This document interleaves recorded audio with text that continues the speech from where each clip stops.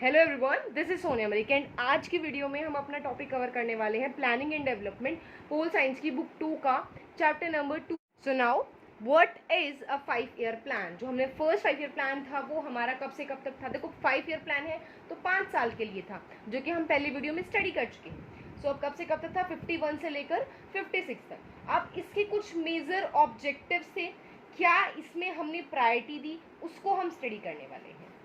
अब इसमें क्या कहा गया, देखो हमने पहले स्टडी किया था, हम डिसाइड करेंगे कि हमें कहाँ पर पैसा इन्वेस्ट करना है सबसे ज़्यादा। तो इसके अंदर एग्रीकल्चर सेक्टर को 45% ऑफ द मनी दी गई थी। मतलब अगर 100 रुपीज़ हैं तो उसमें से 45 रुपीज़ एग्रीकल्चर की डेवलपमेंट के लिए दिए गए थे। एंड इसी चीज़ को हम करोड़ में लगाकर एस्टिमेट कर सकते हैं। और इसका ऑब्जेक्टिव क्या रहा कि हमें कंट्री को पॉवर्टी से बाहर निकालना है एग्रीकल्चर के थ्रू। अब यहाँ पे एक रिनोन जो है इकोनॉमिस्ट थे, वो थे के.एन. राज। उन्होंने कहा कि हमें बहुत ज़्यादा जल्दी नहीं चलना है, नॉट टू हरी। मतलब हमें बिल्कुल स्पीडली नहीं भागना है, क्योंकि ये चीज़ डेमोक्रेसी के लिए अच्छी नहीं है। उसके बाद हमने एग्रीकल्चर सेक्टर को इतनी इंपॉर्टेंस क्यों दी, बिकॉज ये वो सेक्टर था जो सबसे ज़्यादा इम्पैक्ट हुआ था पार्टीशन के टाइम पे। ठीक है, पार्टीशन के टाइम पे बहुत ज़्यादा इम्पैक्ट हुआ था। यहाँ पे कौन कौन थे, मतलब क्या हम हमारे, देखो एग्रीकल्चर है तो एग्रीकल्चर के लिए हमें क्या चाहिए, उसमें इरिगेशन चाहिए, उनको पानी चाहिए। तो पानी देने के लिए हमने क्या स्टार्ट बनाए, डैम्स। भाखड़ा नागर डैम, ये जो मेजर डैम था उस टाइम पे हमने इसको बनाया। उसके बाद इसको हमने क्या डिसाइड किया गया कि हम नेशनल इनकम को तो इंक्रीज करेंगे ही करेंगे, बट हमें चाहिए कि इनकम सेविंग्स भी इंक्रीज हो साथ ही साथ। बस सिर्फ इतना सा है हमारा फर्स्ट 5 ईयर प्लान। अब उसके बाद एक दूसरा मॉडल सामने आया, डिसेंट्रलाइज्ड प्लानिंग। डिसेंट्रलाइज्ड प्लानिंग के अंदर क्या था, बेसिकली हमारा केरला मॉडल। देखो अब क्या था, ये एक सेंटर मीन्स जो हमारा सेंट्रल गवर्नमेंट है, मोदी गवर्नमेंट है।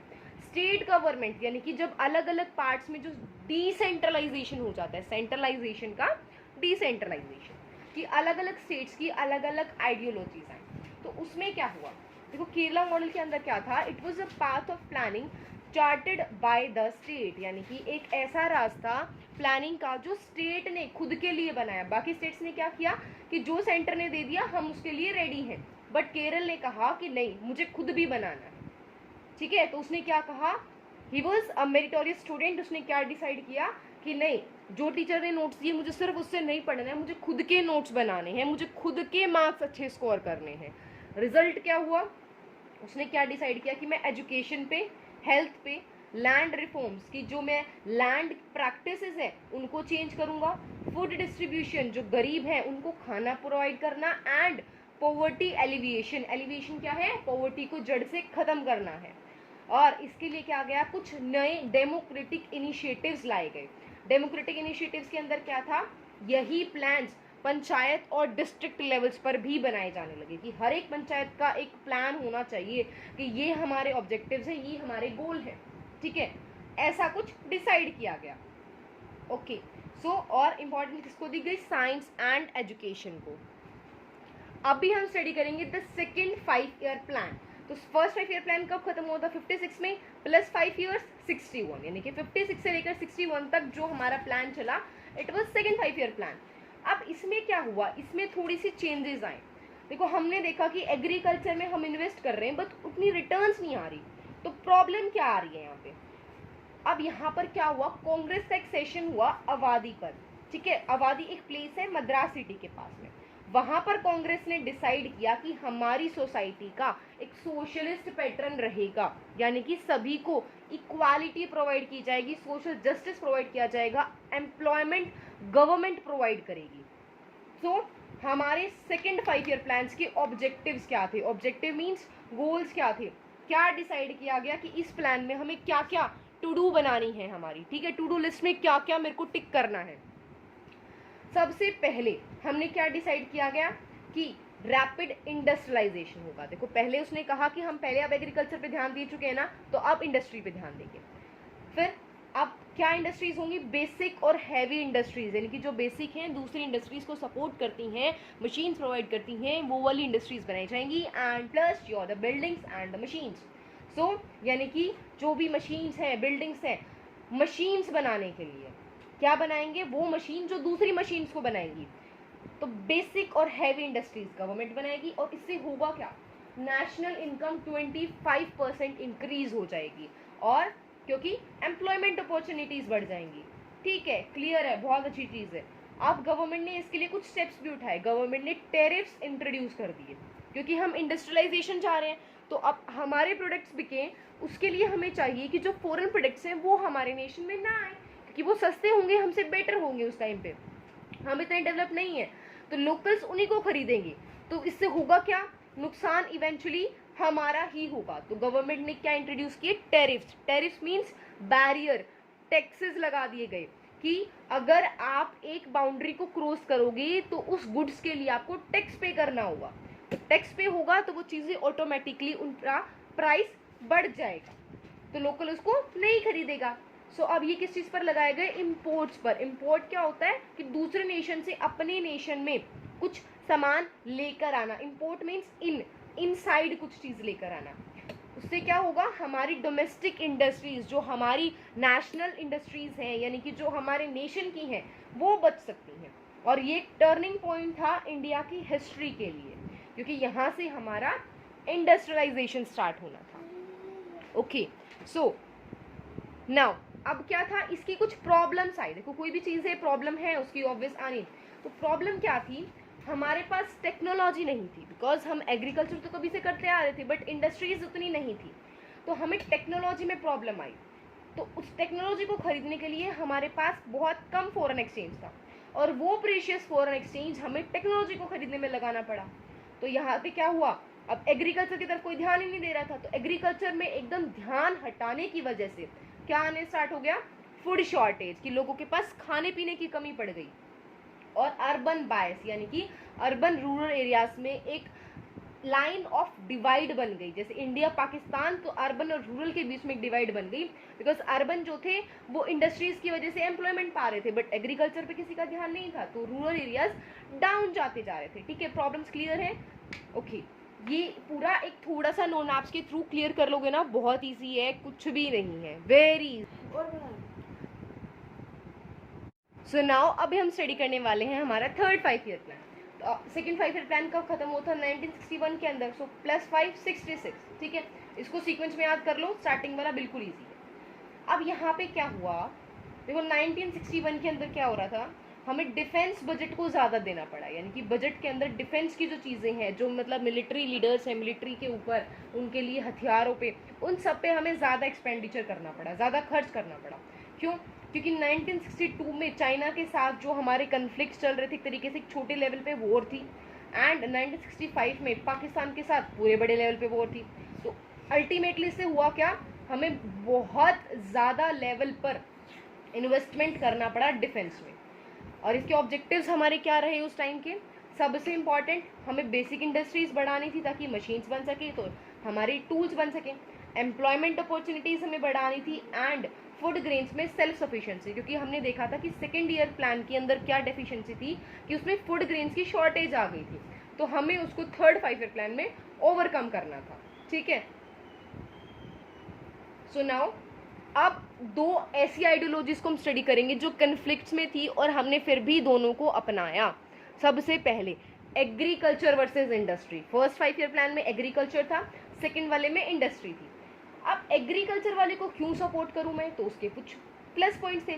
सबसे बड़ा प्लस पॉइंट यहाँ पे कौन देता था? Gandhian economist. गांधीयन इकोनॉमिस्ट का क्या कहना था कि हमारे पास मैन पावर है, ठीक है, हमारे पास पॉपुलेशन ज़्यादा है, बट हमारे पास कैपिटल नहीं है। कैपिटल मीन्स हमारे पास मनी, ठीक है, उसमें मशीन्स, टेक्नोलॉजी, ये चीज़ें नहीं है, तो हमारे पास जो है उसका बेटर यूज़ करते हैं ना। सो हम कभी से खेती करते आ रहे हैं, तो हमें क्या चाहिए? लेबर इंटेंसिव, ना कि कैपिटल इंटेंसिव।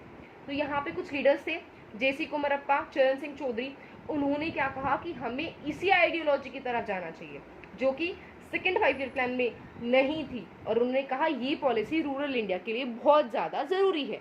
ठीक है, गांधीयन आइडियोलॉजी क्लियर है, और यही आइडियोलॉजी थी हमारी एग्रीकल्चर इंडस्ट्री।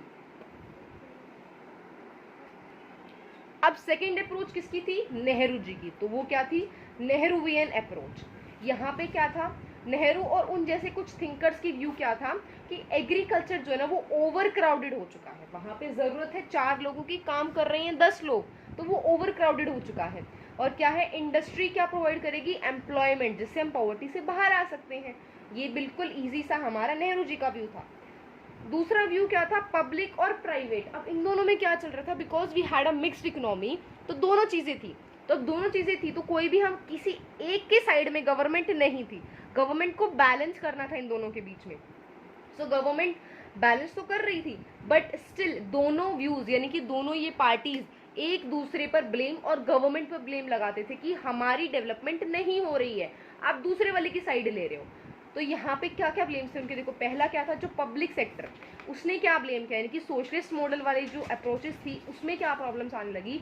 उन्होंने कहा कि आप पब्लिक एजुकेशन, हेल्थ केयर पे आप स्पेंड नहीं कर रहे हो, गवर्नमेंट स्कूल्स हैं, गवर्नमेंट हॉस्पिटल्स हैं, वो इतने अच्छे नहीं हैं। फिर उन्होंने क्या कहा कि आप प्राइवेट सेक्टर की ज़्यादा हेल्प करते हो प्रॉफिट करने में, पब्लिक वालों की नहीं कर रहे। तो और क्या हो रहा है, एक मिडिल क्लास आ रही है इसकी वजह से, जिसके पास सैलरी तो ज़्यादा है बट अकाउंटेबिलिटी नहीं है, रिस्पॉन्सिबल नहीं है, वो ये नहीं बता रहे कि उन्होंने ये मनी कमाई कहाँ से है। दूसरी क्या चीज़ थी, प्राइवेट की, प्राइवेट वालों को भी प्रॉब्लम थी, कह रहे तुम ही सारे गेम्स लगाओगे, हम भी लगाते हैं कुछ। तो उन्होंने क्या कहा, सबसे वेरी फर्स्ट वर्स कि there is no space for growth, कि उनकी ग्रोथ के लिए आप कुछ अपॉर्चुनिटीज़ ही नहीं दे रहे हो। आपने कहा था आप हमें अपॉर्चुनिटीज़ दोगे, बट आप तो कोई भी अपॉर्चुनिटीज़ दे ही नहीं रहे हो, ठीक है। Second was there was hurdles for the private system, ये प्राइवेट सिस्टम के लिए कुछ हर्डल्स थी। क्या हर्डल्स थी, देखो टैक्स था, लाइसेंस उनके लिए बनाना कंपलसरी था, तो ये सब बहुत ज़्यादा टाइम कंज्यूमिंग होता था and as well as money consuming. तो ये क्या थी, हर्डल्स थी, ऑब्स्टिकल्स थी, रुकावटें थी प्राइवेट सिस्टम के लिए। हमने यहाँ पे जैसे लाइसेंस, परमिट, इन्वेस्टमेंट के लिए ज़रूरी होते थे। और उन्होंने कहा कि आप बाउंड्रीज को रोक रहे हो, तो क्या है कि कुछ भी हमारा कंपटीशन नहीं है, कंपटीशन नहीं होगा जब तक, तो हम अपने आप को इम्प्रूव कैसे करेंगे। तो और उन्होंने कहा कि स्टेट का जो कंट्रोल है ना वो ज़्यादा बढ़ता जा रहा है और इसकी वजह से करप्शन आ रहा है। इनका मेन ब्लेम था ब्यूरोक्रेट्स पर कि वो बहुत ज़्यादा करप्शन को बढ़ा रहे हैं, ठीक है। उसके बाद ठीक है भाई, प्लान्स आ गए, अब कुछ उनमें ना कुछ ऑब्स्टिकल्स आई थी, कुछ प्रॉब्लम्स, रुकावटें आई थी उसको इम्प्लीमेंट करने में। पॉलिसी तो बना ली, ठीक है, clear, okay, well and done, but क्या है, कुछ डिफिकल्टी आ रही है उसको एग्जीक्यूट करने में। सबसे पहली क्या थी, जो लैंड रिफॉर्म्स थे ना वो इंट्रोड्यूस तो कर दिए गए, जिसको भी हम आगे हम स्टडी करने वाले हैं, बट वो अच्छे से नहीं हो पाए, ठीक है। मतलब पेपर वर्क था बट ग्राउंड वर्क नहीं हो पा रहा था। और जो पॉलिटिकल पावर थी वो किसके हाथ में थी, लैंड ओइंग क्लास में, यानी कि जो जमींदार थे उनके हाथ में आज भी पॉलिटिकल पावर थी। अब बिग इंडस्ट्रियलिस्ट थे उनको फायदा हो रहा था, बट जो एक लोकल लेवल पे जो लीडर है, जो लोकल लेवल का एक एंटरप्रेन्योर है, उसको तो बेनिफिट हो ही नहीं रहा था और पॉवर्टी कम नहीं हो रही थी। तो प्लान्स तो था, पेपर वर्क तो बड़ा अच्छा दिख रहा था, अरे वाह इतना अच्छा ये सब कुछ हो जाएगा, बट ग्राउंड वर्क वो रिजल्ट नहीं ला पा रहा था। और कुछ एडवांटेजेस, अब एडवांटेजेस यानी कि क्या हुआ, एडवांटेजेस क्या मिली हमें यहाँ से। अब यहाँ पे एडवांटेजेस के अंदर हम स्टडी करेंगे कुछ हमें जो फ्यूचर इकोनॉमिक ग्रोथ मिली जिसकी वजह से। तो क्या थी वो चीज़ें, सबसे पहला हमारी इंफ्रास्ट्रक्चर एंड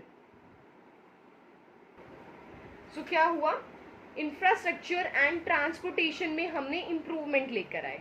उसके बाद हमने क्या किया, हमने कुछ heavy industries, steel plants, oil refineries, ठीक है, डिफेंस प्रोडक्शंस, हम ये सारी चीज़ें उस टाइम पे बनी। मेगा डैम्स लाइक बाखड़ा डैम, हीराकुंड डैम, ये सारे डैम्स उस टाइम पे हमारे बने। तो ये सब चीज़ें क्या थी, फाउंडेशन थी आने वाली डेवलपमेंट के लिए। उसके बाद देखो हमने स्टडी किया लैंड रिफॉर्म्स अच्छे से नहीं हो पाए, तो क्या थे वो लैंड रिफॉर्म्स। सबसे पहले हमने क्या डिसाइड किया कि हम ज़मींदारी को एबलिश कर देंगे, हटा देंगे इस सिस्टम को। तो इससे क्या हो जाएगा, जो लैंडलॉर्ड्स हैं उनकी पावर, पॉलिटिक्स को इम्पैक्ट करने की जो पावर है वो कम हो जाएगी। तो ठीक है, सो अब इसके अंदर हुआ क्या, बेसिकली कॉन्सोलिडेशन। दूसरा स्टेप क्या था, consolidation of land holding. Consolidation हमारी टर्म बेसिकली होती क्या है, देखो दिस इज एक विलेज है, ठीक है, इधर कुछ रह रहे हैं और ये वाला लैंड जो है वो कल्टीवेशन के लिए है।